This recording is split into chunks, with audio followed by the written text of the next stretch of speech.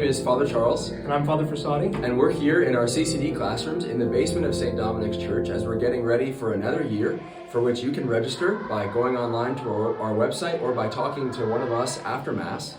Now, we are not using this textbook, but we found a gem in the basement as we were getting ready to prepare these classrooms for CCD. This is the new St. Joseph Baltimore Catechism. Generations of Catholics in the United States would have learned the basics of the Catholic faith from this textbook over the course of their childhood.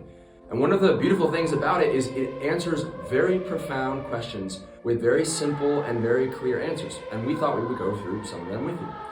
What do we mean when we say God is the supreme being? We mean he's above all creatures. We mean that he is everywhere. And everywhere could also mean that he is hovering over a family of 5, enjoying a dinner of red Tupperware. And the follow-up question is, does God see us? Yes, God sees us, and God watches over us with loving care.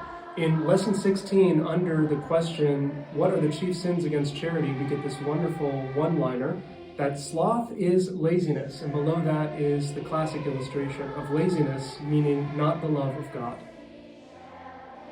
Also in Lesson 31, we can read about how to make a good confession. And here, John goes into the confessional with 4 mortal sins, which is to say 4 little boxes. But he only tells 3 of these mortal sins. For some reason or another, he's ashamed of it, he doesn't want to divulge it. The Lord can only forgive the sins that we confess, and if we hold back, he can't forgive us. In Lesson 18, we have an explanation of the 2nd and 3rd commandments, whereby we keep holy the Lord's Day and also find ways to really sanctify that day by giving praise and glory to the Lord. And here we have a young girl who's reading a pamphlet on the little flower, and she's being praised by her mother. In Lesson 6, we have a brief instruction on the distinction between a mortal sin and a venial sin. A venial sin is a smaller no against God, but still, a real offense against God. And we have a little image of a boy watching TV and his mother asking him to help. And he basically just says, "No thanks, Mom, I'd rather keep watching TV."